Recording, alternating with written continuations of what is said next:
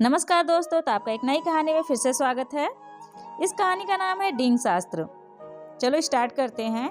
एक था ब्राह्मण, वह काशी से ज्ञान प्राप्त कर आया था। काम की तलाश में था, तभी उसे पड़ोस के गांव से न्योता मिला। वह कथा सुनाने पहुंच गया। उसे आया देख गांव के पंच इकट्ठा हुए और उसे मुखिया के घर ले आए। वहां उसके रहने का अच्छा इंतजाम हो गया।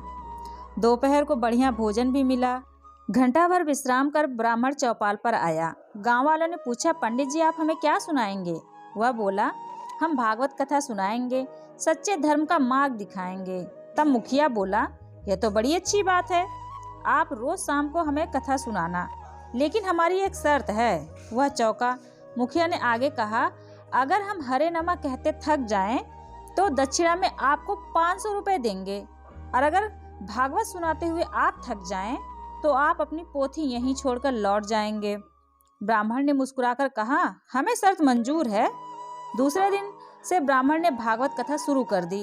वह एक श्लोक पढ़ता और उसका मतलब समझाता। गांव वाले एक सुर में हरे नमा बोलते। वह दूसरा श्लोक पढ़ता और उसका मतलब समझाता। फिर से गांव वाले एक सुर में हरे नमा बोलते।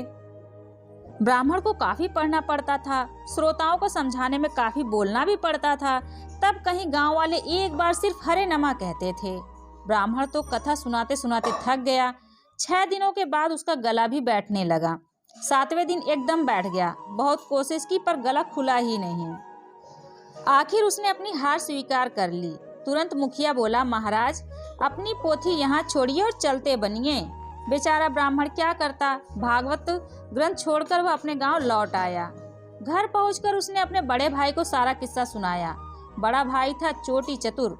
उसने सौगंध ली, यदि 1 सप्ताह में भागवत वापस लेकर नहीं लौटा तो मूंछों के साथ चोटी भी मुड़वा लूंगा। वास्तव में बड़ा भाई 2 जमात से आगे नहीं पढ़ा था।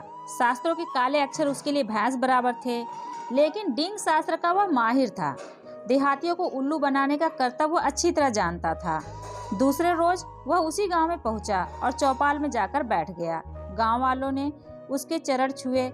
जब सब बैठ गए तो मुखिया ने उलाहना देते हुए कहा, कहिए महाराज, क्या आप भी कथा सुनाने पधारे हैं? एक पंडित तो यहाँ अपनी पोथी छोड़कर गए हैं, आपको भी अपनी नाक कटवानी हो तो शुरू हो जाइए। उसने कहा, सब पंडित एक से नहीं होते, कथा कथा में भी फर्क होता है।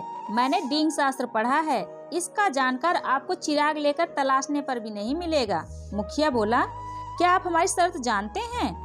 यदि हम हरे नमा कहते हुए थक जाएं तो आपको 500 रुपए दक्षिणा देंगे, और यदि आप पढ़ते पढ़ते थक जाएं तो आपको अपनी डींग शास्त्र की पोथी छोड़कर जाना होगा। मंजूर? उसने हाँ कहते हुए जोड़ा, एक शर्त मेरी भी है, अगर मैं जीता तो दक्षिणा के साथ आप मुझे भागवत का वह ग्रंथ भी देंगे जो मुझसे पहले वाले पंडित जी छोड़ गए हैं। मुखिया के साथ पंच भी बोल उठे, मंजूर। दूसरे रोज उसने कथा शुरू की। बोले, ओम नमः नारायण। विष्णु भागवत गरुड़ पर सवार हुए। गरुड़ उनका वाहन है। गांव वालों ने कहा, हरे नमः।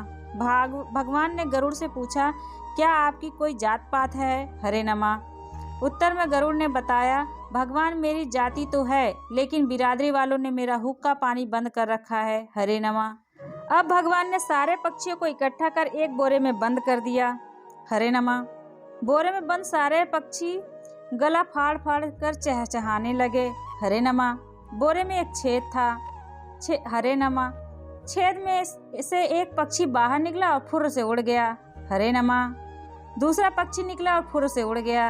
हरे नमः। फिर तीसरा पक्षी निकला और फुर्र से उड़ गया। हरे नमः। फिर चौथा निकला और फुर्र से उड़ गया। हरे नमः। फिर 5वां निकला और फुर्र से उड़ गया। हरे नमः। उसका फुर्र और गांव वालों का हरे नमा चलता रहा। आखिर गांव वालों के मुंह दुखने लगे। यही नहीं, हरे नमा के बजाय वे फुर्र फुर्र बोलने लगे। तभी उसने अपनी पोथी बंद कर घोषणा की, आप लोग हार गए। अब दक्षिणा के साथ भागवत की वह पोथी भी मुझे मिलनी चाहिए। मुखिया से भागवत और 500 रुपए दक्षिणा लेकर वह वापस घर आया और अपने छोटे भाई को उसकी पोथी सौंप दी। तो ये कहानी आपको कैसी लगी? अगर पसंद आई हो तो प्लीज़ लाइक करें। तो आज के लिए इतना ही, मिलते हैं नेक्स्ट वीडियो में। Thanks for watching this video. Bye bye.